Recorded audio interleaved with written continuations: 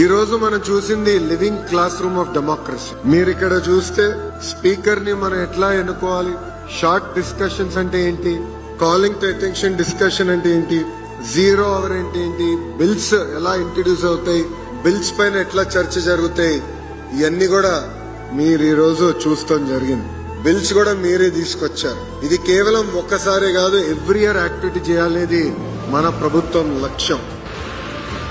రైతుల సమస్యల పైన మాట్లాడాం. పిల్లలు చిన్న వయసులో సెల్ ఫోన్లకి ఎట్లా ఎడిక్ట్ అవుతున్నారో కూడా మనం చర్చించాం. యాంటీ డ్రగ్స్ క్యాంపెయిన్ గురించి కూడా మనం మాట్లాడటం జరిగింది. ఇది నేను మీ అందరికీ విషయం చెప్పాలనుకుంటాను. డెమోక్రసీ అనేది సర్వైవ్ అవ్వాలంటే దానికి ఒక డిసిప్లిన్, డెకోరం, రెస్పెక్ట్ చాలా చాలా అవసరం. శాసనసభకు వచ్చినప్పుడు ఒక బిల్ పైన మనకు చాలా ఎమోషన్ ఉంటుంది, లేదంటే ఒక క్వశ్చన్ పైన ఎమోషన్ ఉంటుంది, మాట్లాడాలనిపిస్తుంది, ఒక దశలో యుద్ధం చేయాలని కూడా అనిపిస్తుంది.